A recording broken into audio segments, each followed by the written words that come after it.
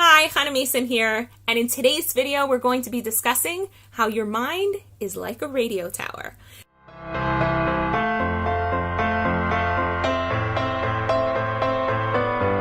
So, confession, I spent a whole bunch of my teen years going to clubs and discotheques in Miami, Florida. And I still to this day absolutely love to dance. And back then I would dance in environments like that, even though now as like a nice square religious girl, I don't do such things. But back then I really did. And I used to go with two of my girlfriends who were sisters, and they came from a really sweet, innocent immigrant family. And these girls were just really square and incredibly trusting. And for some concocted reason, their mother thought that I was a total goody two-shoes and that I was taking care of her daughters. And meanwhile, they were sneaking out of the house to go clubbing with me with our fake IDs. It was really bad. But in any case, so my job when we would go to these places, first of all, I never drank. And so I was like the designated driver and I was like the mama bear. And we'd walk into a bar and I'd literally, just like a mama bear, I'd sniff out the guys and I'd check out to see who was safe and who wasn't safe, because anyone who spent time in a club in Miami can tell you that some of the guys can be really sleazy. So my job was to sort of see who was okay and who wasn't okay. And my girlfriends would just talk to like whatever guy went up to them. And sometimes I'd literally have to say, stop talking to that guy. He's bad news. And they were always like, how do you do that? How do you know a guy is bad news? And I have to tell you, to this day, I still have no clue how I did that. But I'm 100% certain that I was pretty spot on with most of these guys. And I wonder, like, how was I able to do that?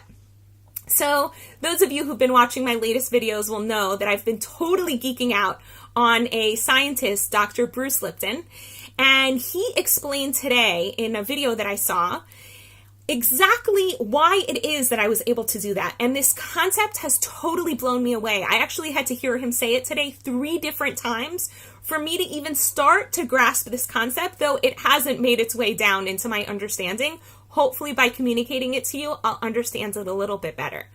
So most of you, I would assume, have seen these EEGs, I think they're called.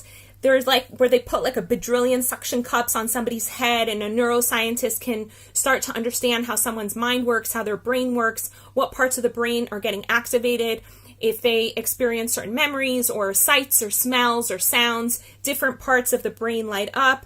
And we can kind of get this. There's this suction cup that's able to measure electric frequency, and then the computer sees that electric frequency and it lights up the image of the brain that's related to that suction cup. Okay, we get this thing. I mean, it's still magical science and it's incredible, but like, okay, we're used to it.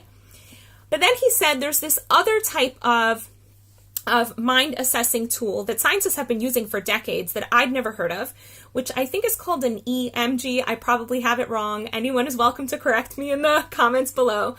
But it uses magnetic frequency to assess what's happening in the brain. And there's a probe that goes around the head, doesn't touch the head, stays at a distance from the head, and just being at a distance can also measure the exact same electromagnetic frequency that's coming through the different parts of the brain. And he says that most people just don't grasp how incredibly amazing it is that our minds don't just live in our heads. Our minds are literally sending electric waves beyond our heads and into the space around. And that's what these probes are measuring. And what he doesn't say, but that I would assert, is that basically what's happening is like our head is like a radio tower and we're sending out signals beyond us. And he says that that's how we're able to come into a space and we can sort of feel that there's bad energy going on. Or he says that, you know, an antelope won't get anywhere near a lion because it knows that the lion is like bad news. You know, he's kind of like the sleazy guy at the bar. You don't want to hang out with that guy. And they can, from a very far distance, read each other's vibrational frequencies and know to stay away. And he says that human beings have the same ability that animals have to read each other's vibrations and to sense each other's vibrations, but we're trained not to. We're trained to focus on language. So we're more likely to trust that someone says that they're trustworthy or they say they want to do business with you. And we might miss a lot of the signals that they're sending out, that this person is shady, they might be embezzling from you, God forbid, they have ulterior motives, they don't have the straightest of intentions. But a lot of times we can feel it, we can sense it. And I think this is exactly what I was tapping into when I would go into a club. I'd walk in and I could feel the vibrations coming off from different guys. And it wasn't based on their height or their weight or how they looked. Like, you couldn't measure it externally, scientifically. It was just a feeling I had. This guy is good news. This guy is bad news. The reality is most guys at bars are at best neutral and at worst really bad. But somehow I just kind of could read it. I could read that signal.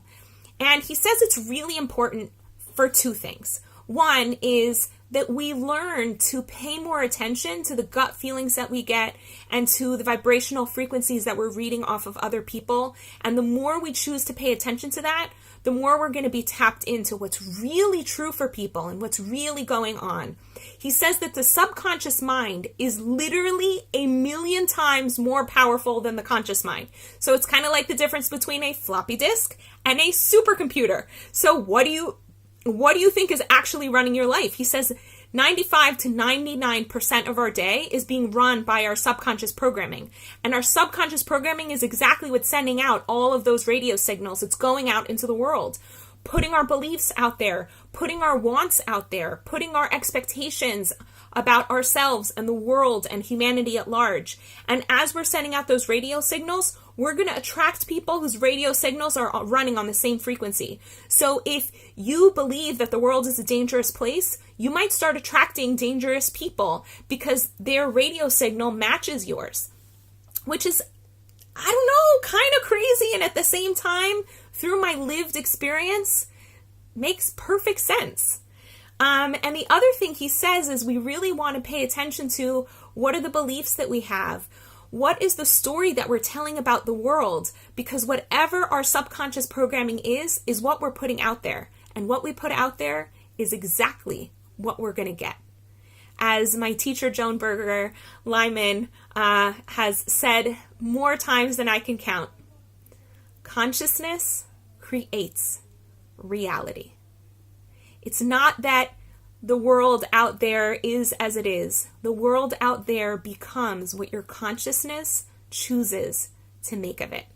And I want to bless you and also myself that we can choose to live in a consciousness that is kind and peaceful and loving and expansive and does beautiful and amazing things in the world.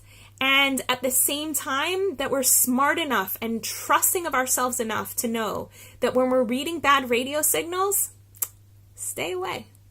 In the meantime, I wish you a beautiful day. All the best. Want to experience more vibrance, clarity, and joy in your life? Book a guaranteed session at hanamason.com/joy.